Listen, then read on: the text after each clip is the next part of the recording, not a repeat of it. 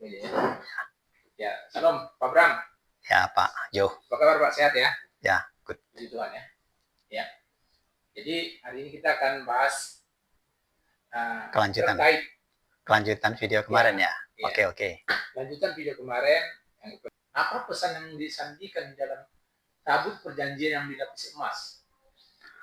Kenapa perlu dilapisi emas?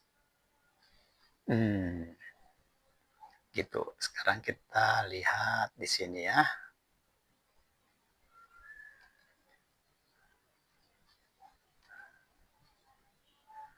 Bapak tolong buka Yohanes 2 ayat 21. Yohanes 2 ayat 21.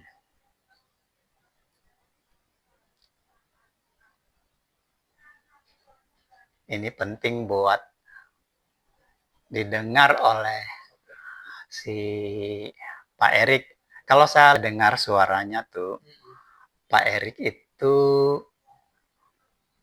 yang presentasi kemarin untuk membantah kita melalui video, usianya itu sudah 40 tahun ke atas. Suaranya sudah dewasa dan memang ego drive-nya udah bagus dalam memimpin. Jadi kelihatan dia seorang guru. Tapi Anda bayangkan Pak, seorang guru alat Tritunggal bisa sampai tidak menyadari hal yang sudah kita singkap kemarin. Dan hari ini akan lebih jelas lagi. Silakan dibaca Pak. Yohanes 2 ayat 21. Yohanes 2 ayat 21. Ya.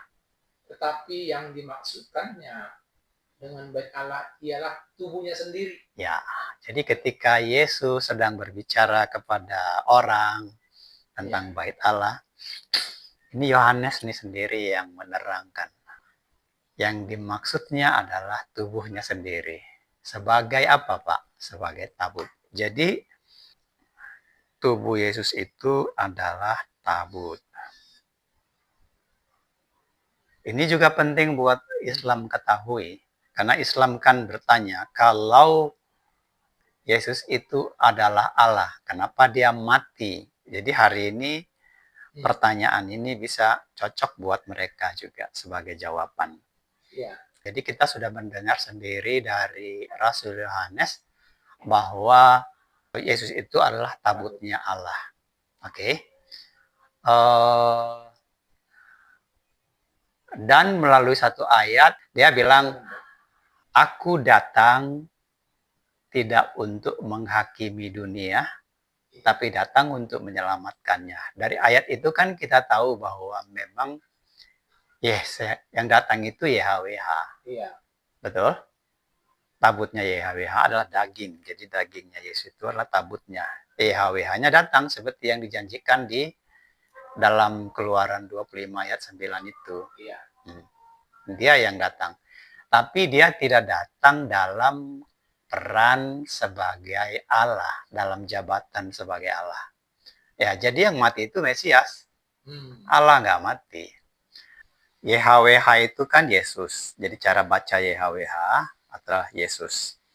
Nah, YHWH atau Yesus nggak mati. Yang mati adalah tubuhnya, tabutnya. Begitu. Sebetulnya Allah itu memang nggak bisa mati karena dia roh kan. Seperti kamu sendiri, Pak Jo. Saya sendiri. Kalau saya mati, tubuh saya yang mati. Bram Sianto nggak akan mati. Betul tidak? Betul. Kalau Jo mati, tubuhmu mati, emang kamu mati, Pak? Iya, tidak. Ya, yang mati itu dagingnya kan, Mesias. Seperti itu. Nah, jadi pertanyaan penting, karena mereka, ini penting buat umat Katolik loh Pak. Iya.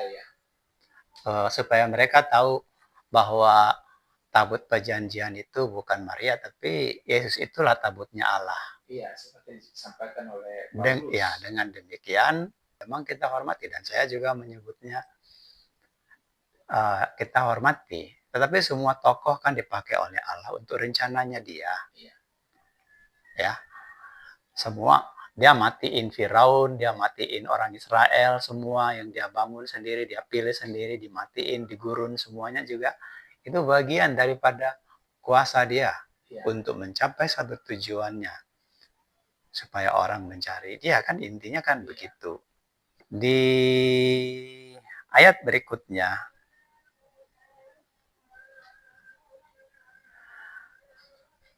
Kemudian 1 Korintus 6 ayat 19. Coba Bapak baca. 19. Hmm. 19. Dikatakan di sini, atau tidak tahukah kamu bahwa tubuhmu adalah bait Roh Kudus yang diam di dalam kamu? Iya. Roh Kudus yang kamu peroleh dari Allah, dan bahwa kamu bukan milik kamu sendiri. Siap. Oke ya. Pertanyaan relevan di sini sebenarnya adalah, kalau memang kita lah tabut perjanjian itu, di dalam diri kita lah sekarang Allah itu mau diam. Iya. Ya, pertanyaannya, kenapa? Pertanyaannya adalah, kenapa? Apa arti kalau gitu tubuh kita harus dibalut dengan emas? Coba menurut Bapak sendiri apa? Apa kira-kira? Karena kita sebagai bait Allah ya, karena kita adalah bait itu sendiri. Nah, itu pentingnya kita harus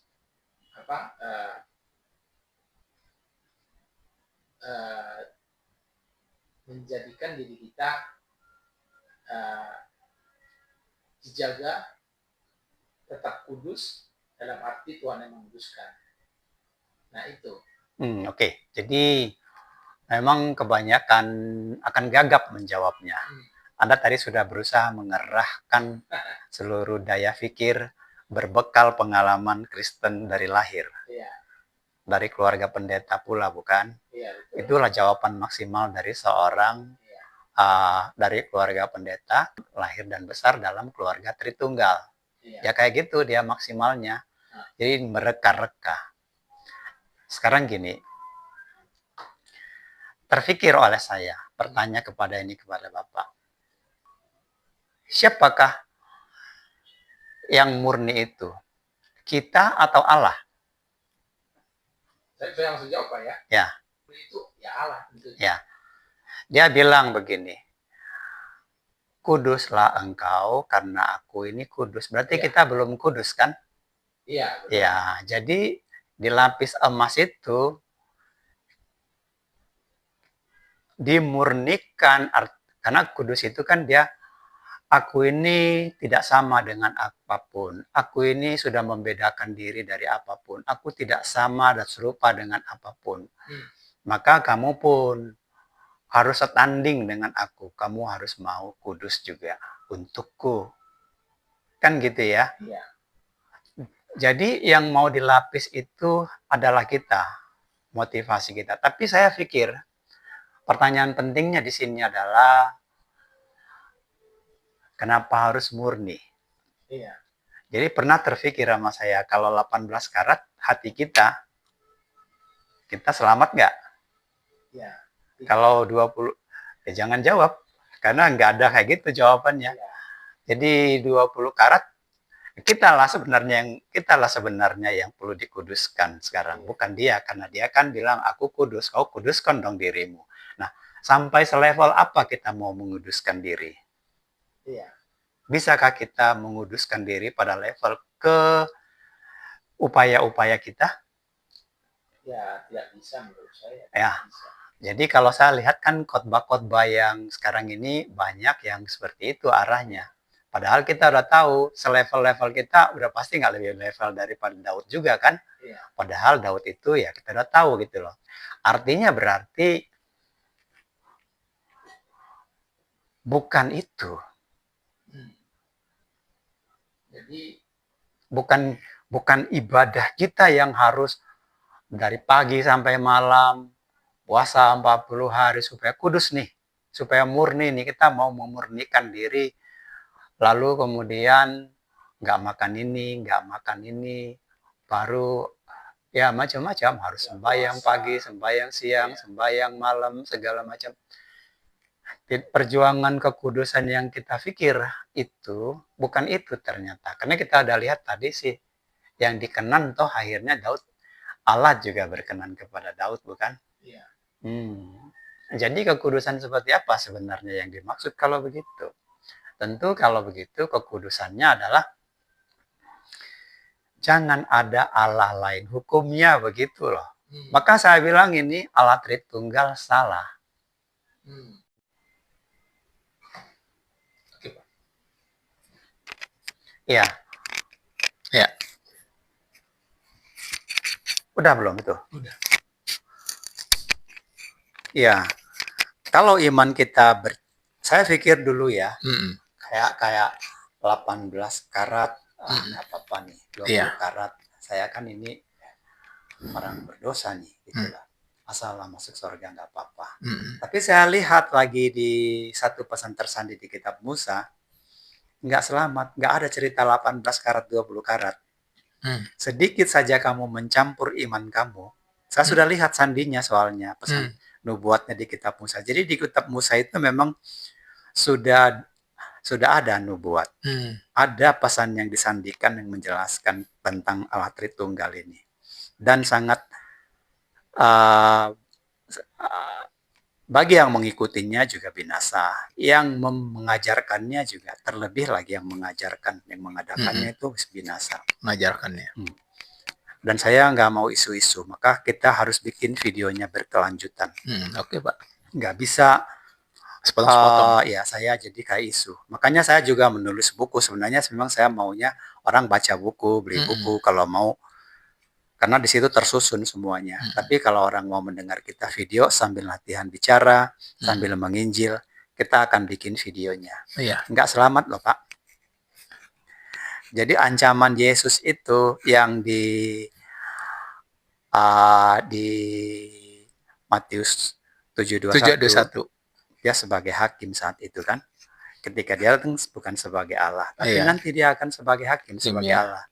Pasti dia buang kita yang tidak percaya bahwa dia adalah Allah. Yang tidak percaya Yesus adalah sang Allah itu, karena hakim cuma Allah kan? Iya. Memang membicarakan Allah sebagai pribadi ini harus topik satu lagi, representasi tentang Allah Tritunggal. Demikian yang saya bisa sampaikan. Memang kalau kita membicarakan ini sih harus berbicara juga tentang perjanjian baru. Iya, jadi gini Pak. Tadi Bapak menyinggung mengatakan seperti iman Tritunggal gitu ya. Nah, dalam konteks perjanjian baru ini, bagaimana konsep emas dalam tabut perjanjian dapat dikaitkan dengan sifat Kristus sebagai kemuliaan Allah? Dalam kan gini, seperti yang kita dengar dari Yeremia 31, Allah kan bilang, aku akan perbaiki perjanjianku. Aku akan tinggal. Mau nggak Allah tinggal di dalam kamu kalau kamu nggak mengakui dia sebagai satu-satunya Allah? Itu makanya orang Tritunggal nggak akan pernah menemukan alam ini. Karena di dalam satu ayat, Rasul Yohanes, si Paulus bilang, tidak akan ada yang bisa membukakan itu. Matamu akan tetap terselubung. Karena hanya yang bisa membukakan itu hanya Tuhan kita, hanya Yesus. Gitu. Jadi begini, kaitannya nanti dengan perjanjian baru, kalau kita berbicara, jadi udah clear dulu tadi ya, tentang kita lah yang harus dimurnikan. Cuma sekarang pertanyaannya, dimurnikan seperti apa? Apa prakteknya? Dan ini kan kaitannya dengan perjanjian baru ya.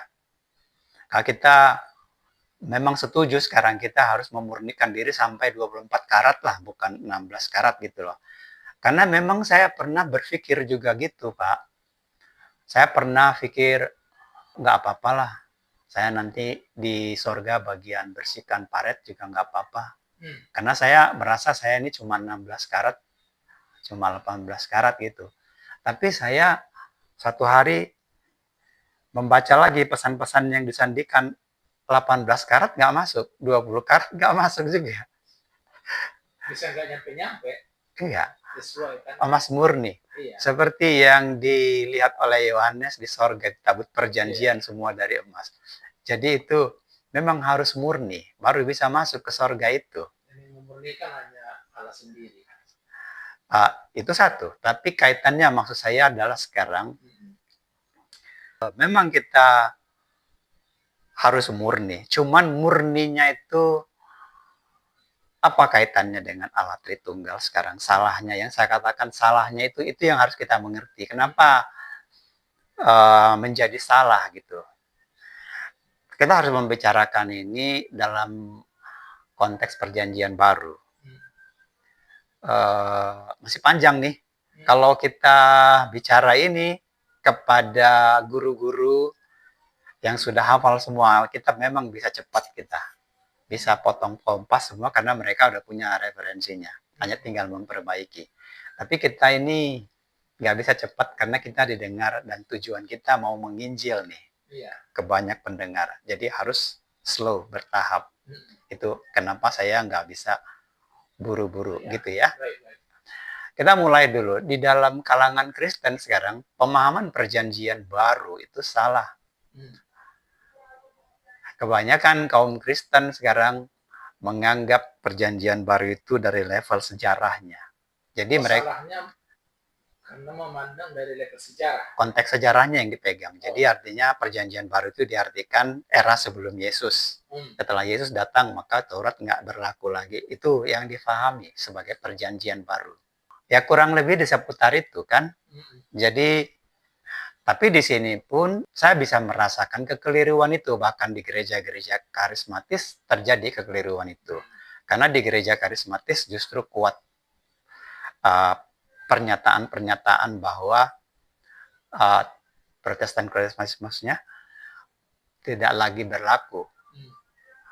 Tapi perpuluhan diberlakukan. Iya, itu akan banyak perdebatan soal bertentangan jadinya, artinya premis-premis teologis yang dia pegang premis karet gitu loh. Ini nggak begini, sama dengan artinya babi haram tapi boleh begini, hukum perjanjian yang lama tidak berlaku tapi perpuluhan tetap berlaku kan, jadi itu nggak benar. Itu yang harus kita perbaiki. Melalui podcast ini saya mau kasih tahu. Tapi yang saya katakan ini kan berbasis pesan tersandi nih. Di dalam Alkitab itu soalnya banyak hal-hal yang nggak dimengerti. Ini bukan kitab biasa, ini alkimia sebenarnya. Di situ ada perhitungan-perhitungan, angka-angka, ada penjumlahan. Banyak yang, tapi saya nggak mau menjelaskan itu karena akan menjadi spekulasi. Tapi saya jelaskan aja intisari yang saya dapat tentang perjanjian baru ini. Ya Pak ya? Jadi perjanjian lama, kita itu memang sudah ada perjanjian. Tapi diperbaharui. Kenapa ya? Karena memang Allah tahu. Dan dia sudah dinubuatkan sebelumnya. Kita kan keliru tetap. Walaupun Allah sudah menyatakan diri, sudah memimpin mereka, tetap saja keliru mengenali Allah, bukan? Jadi ini soal mengenali Allah loh, bukan soal kita melanggar itu gara-gara makan babi atau makan apa, bukan gitu prinsipnya. Ini soal mengenali Allah utamanya. Hukum pertama itu soalnya jangan ada Allah lain selain aku. Itu hukum pertama ini. Ya. Jadi ketika orang Israel yang sudah melihat kuasa-kuasanya, dia pimpin sendiri dari Mesir keluar. Ternyata mampir juga di Balpeor, menyembah juga imannya mereka pikir sama kok, Allah kan Allah orang Moab dengan Allah kita ya sama-sama Allah kan gitu. Salah kok. Kan ketika mereka bikin patung lembu itu, mereka nggak berniat nyembah lembu kan? Dia bilang, Harun bilang, inilah Allah. Besok kita akan mengadakan perayaan bagi YHWH kita. Kan gitu ucapannya Harun kan? Berarti baik dong ucapannya. Iya, baik ucapannya. Disalahin. Oleh kesalahan itu ribuan orang mati dia akibat kesalahan itu. Ratusan ribu. Jadi ini sebenarnya tentang mengenali siapakah Allah itu. Maka di dalam perjanjian baru ini, kalau Allah kita bukan Yesus, ya bersalahan semuanya. Makanya kita mengenal tidak? Ini masalahnya. Dan kita bilang Allah itu ini 3 dan sebagainya. Salah nggak itu di hadapan hukum itu? Saya yakin itu salah karena saya tahunya itu dari baptis itu. Gini ya Pak, baptis itu sebenarnya kan sampai lidah mengaku. Sampai lidah mengaku. Inilah Allah Tritunggal salah.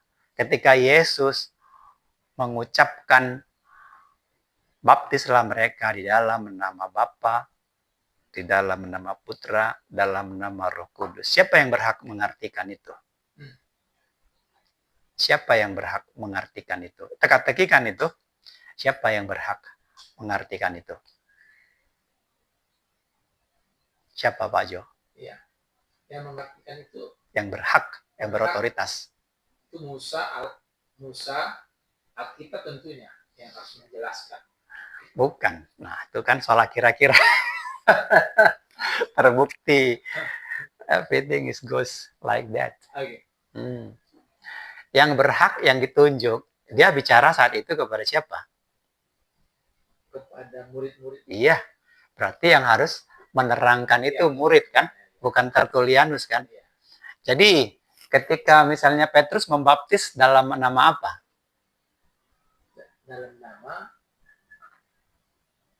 Dalam nama Yesus. Iya. Philip membaptis, disuruh mereka baptislah mereka dalam nama Bapa, dalam nama Putra, dalam nama Roh Kudus. Tapi apa yang dilakukan si Philip? Dia baptis dalam nama Yesus. Apa yang dilakukan Petrus? Dia membaptis dalam nama Yesus. Dia nggak membaptis dalam nama Bapa, dalam nama Putra. Apa yang dilakukan oleh si Paulus? Dia membaptis dalam nama Yesus. Berarti arti dari dalam nama Bapa, dalam nama Putra, dalam nama Roh Kudus adalah Yesus. Baptis mereka dalam nama Yesus. Tapi yang dilakukan oleh Allah Tritunggal, mereka tidak mengikuti.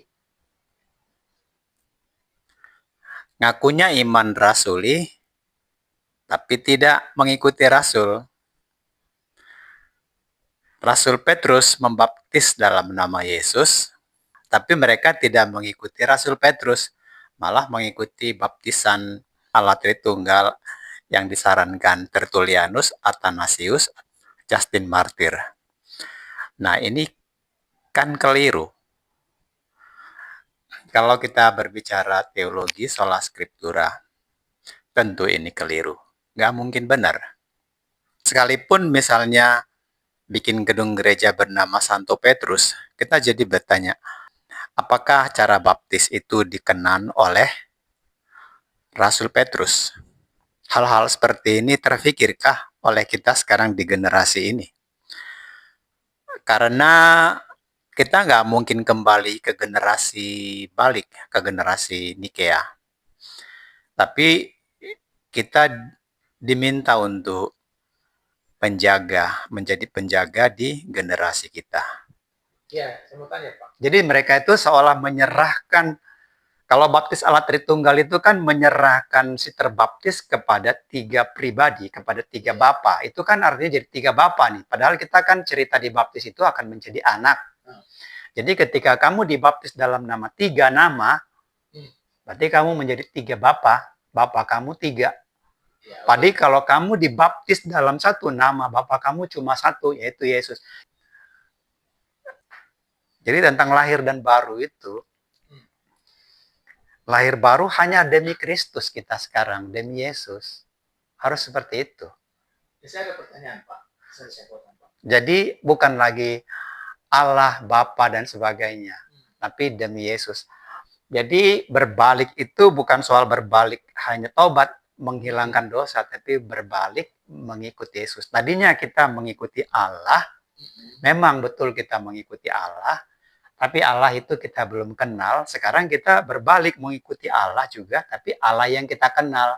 Jadi kita tidak lagi punya Allah, tidak punya lagi Adonai, tidak punya lagi Elohim, Hasem, dan sebagainya, selain Yesus. Itu artinya sebenarnya baptis perjanjian baru yang pertama yang harus kita mengerti.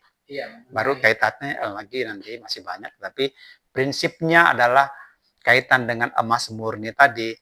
maka di hati kita hanya ada satu Allah, yang kalau bukan Dia, maka kita masih 16 karat, 18 karat, karena Dia bagi kita, kita bagi Dia.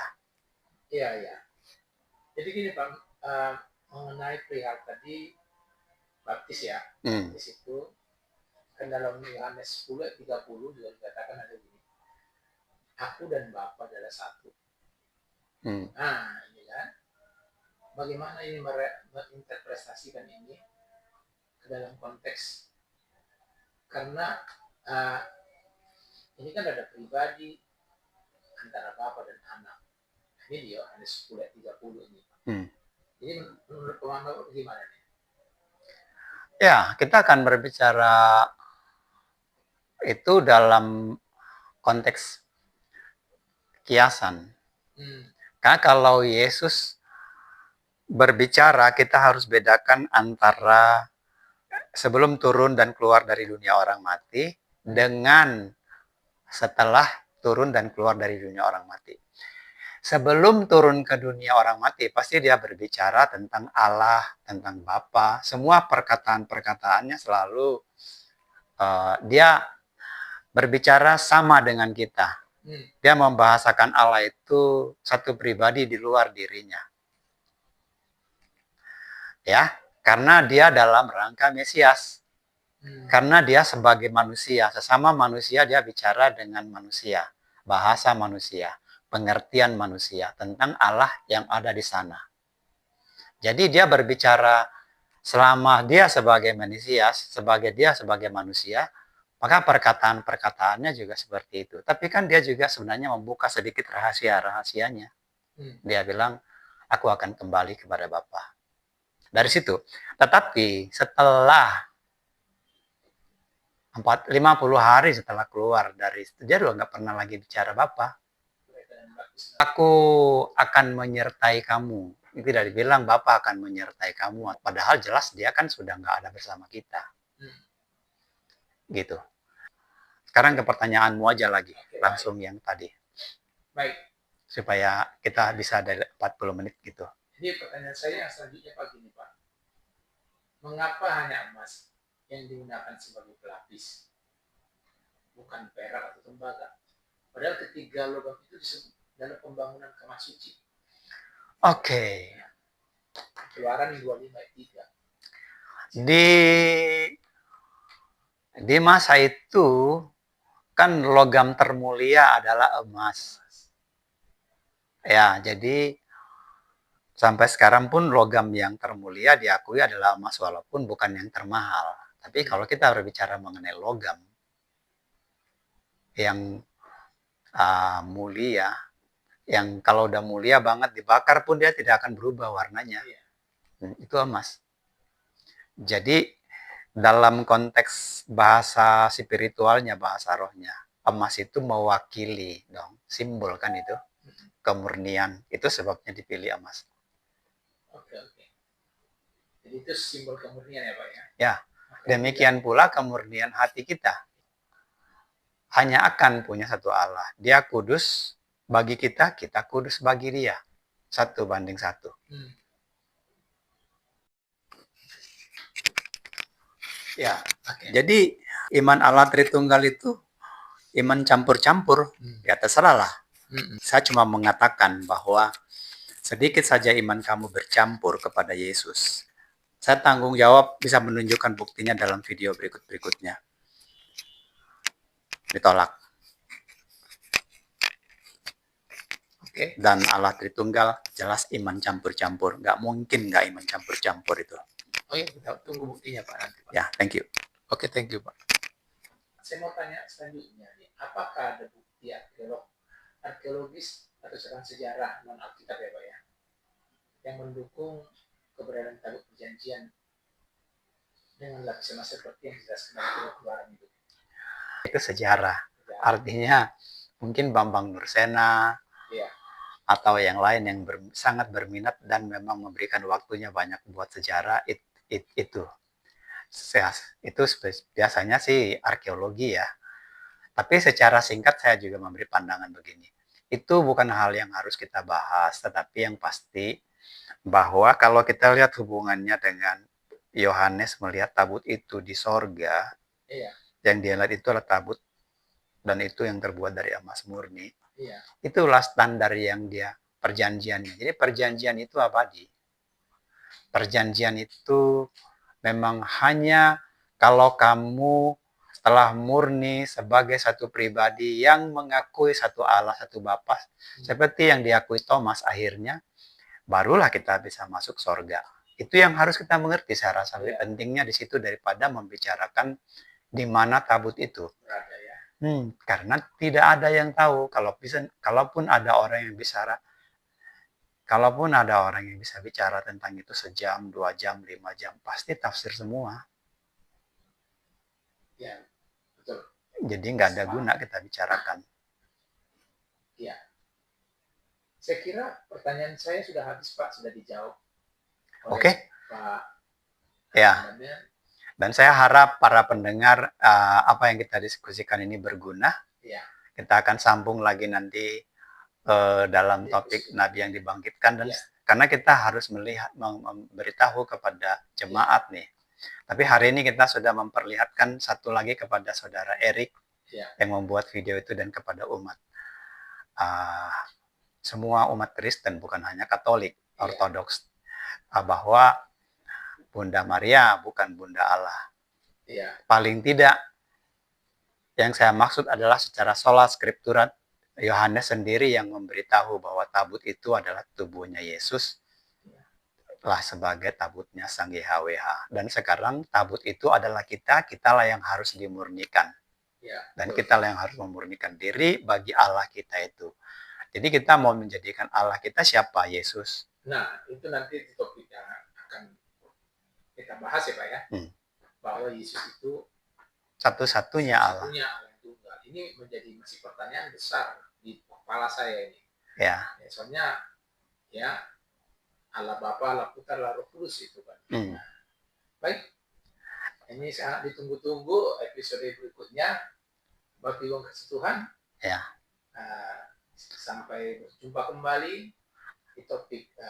Para baiknya memang kita singkat karena supaya jangan kepanjangan kan Pak. Iya. Dan kita minta supaya para pendengar yang merasa video ini baik dan apa yang kita, ini kan tentang makanan ini. Iya. Kalau makanan yang kita bilang ini baik nih, ya kasih penghargaan berupa like kepada podcastnya Bapak ya. Karena kalau kita mau belajar menerimanya itu kan namanya kita makan tuh. Banyak orang melihat sesuatu dia ambil, tapi dia nggak like gitu. Tapi pendapat kita dia pakai jualan di tempat lain seperti itu. Jadi itu juga bukan sikap benar dalam belajar. Karena kalau belajar itu memang kayak kita, ya kalau kita makan ya kita bayar gitu. Baik, ini harapan kami, Bapak Ibu kasih Tuhan, tetap sehat, tetap semangat, tetap belajar dengan hati yang terbuka dan pikiran yang terbuka. Thank you. Thank you, Tuhan Yesus berkati. Ya.